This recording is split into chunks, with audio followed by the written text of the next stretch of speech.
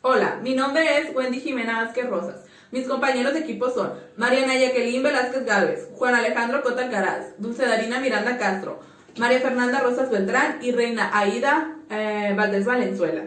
Nosotros pertenecemos a la Universidad Autónoma de Sinaloa Preparatoria El Fuerte al grupo 2.1 y hoy les expondremos nuestro producto integrador de la unidad número 2 que se basa en un video sobre la Guerra Fría de la asignatura Historia Mundial Contemporánea asignada por el profesor Carlos López Zavala. Mediante este video buscamos destacar y dar a conocer lo que fue la Guerra Fría y lo que conformó a esta, como sus causas, los acontecimientos que sucedieron en su desarrollo y las consecuencias que generó. Así como también hablaremos de la relación de la Guerra Fría con lo sucedido en México y en América Latina. Esto con la finalidad de que se conozcan los diferentes procesos del gran proceso histórico que fue la Guerra Fría. Causas de la Guerra Fría. Hacia finales del siglo XIX ya se había consolidado la ideología del nacionalismo en el imaginario europeo. El nacionalismo planteaba la idea de que un pueblo estaría unido sobre la base de una cultura, lengua, económica y geográfica compartida y que de allí brotaría un destino para el cual habría nacido. Junto a ello el nacionalismo abrazaba y se abrazaba a la idea de que la forma legítima de administrar la nación es un autogobierno nacional.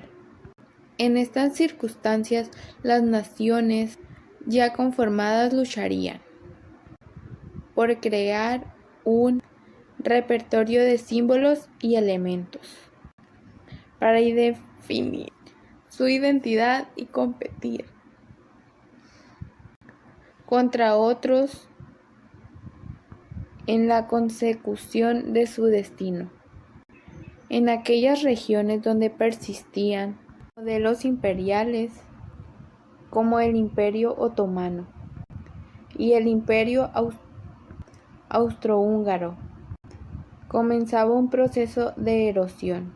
Durante 5 décadas la Unión Soviética y Estados Unidos fueron los dos potencias mundiales hegemónicas que se disputaron la influencia sobre el resto de países del planeta.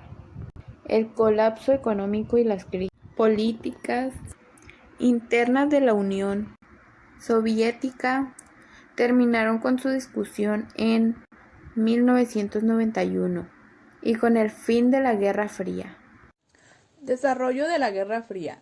Después de la crisis de los misiles cubanos comenzó una nueva fase que se conoció como la ruptura sono-soviética, es decir, China y Unión Soviética. Complicaba las relaciones dentro de la esfera comunista, mientras que Francia, aliado de los Estados Unidos, comenzó a exigir una mayor autonomía de acción, llegando incluso a abandonar la OTAN. La URSS invadió Checoslovaquia para reprimir la Primavera de Praga de 1968, mientras que Estados Unidos experimentó una agitación interna del movimiento de derechos civiles y la oposición a la guerra de Vietnam. En las décadas de 1960 y 1970, un movimiento internacional por la paz se arraigó entre los ciudadanos de todo el mundo. Se predijo que eran movimientos contra las pruebas de armas nucleares y por el desarme nuclear, con grandes protestas contra la guerra.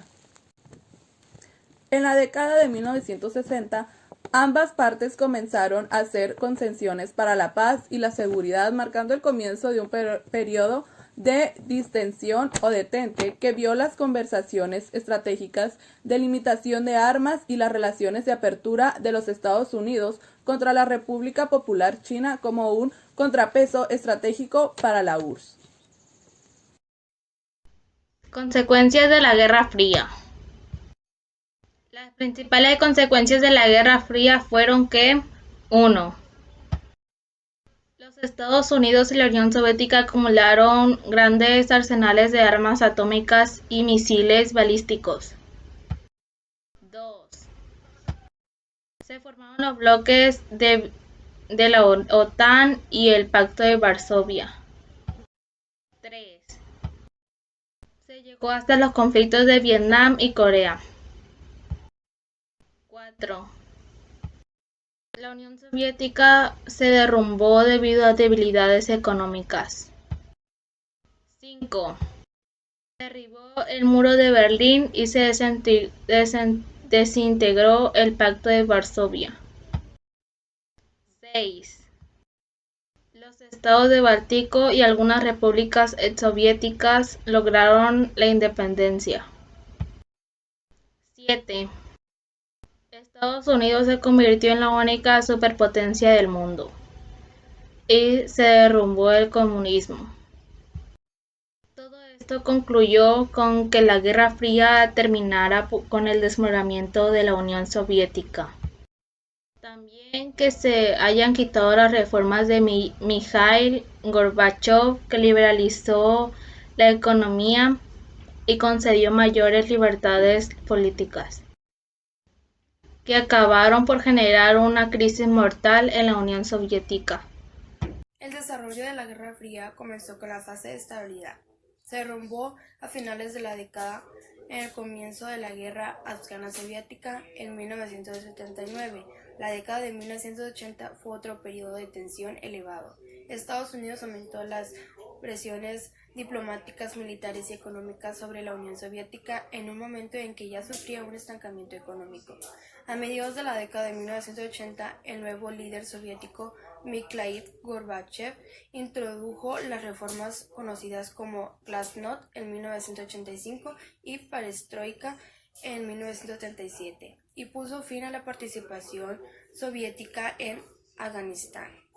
Las presiones por la soberanía nacional se fortalecieron en Europa del Este y Gorbachev se negó a apoyar militarmente a su gobierno por más tiempo en la llamada doctrina Sinatra.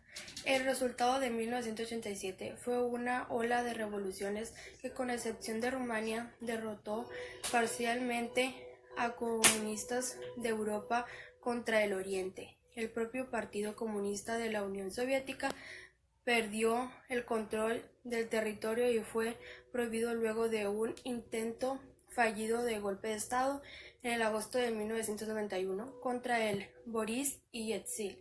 Esto a su vez condujo a la disolución formal de la URSS en el diciembre de 1991, la declaración de independencia de sus repúblicas constituyentes y el colapso de los gobiernos comunistas en gran parte de Asia y África. El proceso de la Guerra Fría con lo sucedido en América Latina durante el periodo.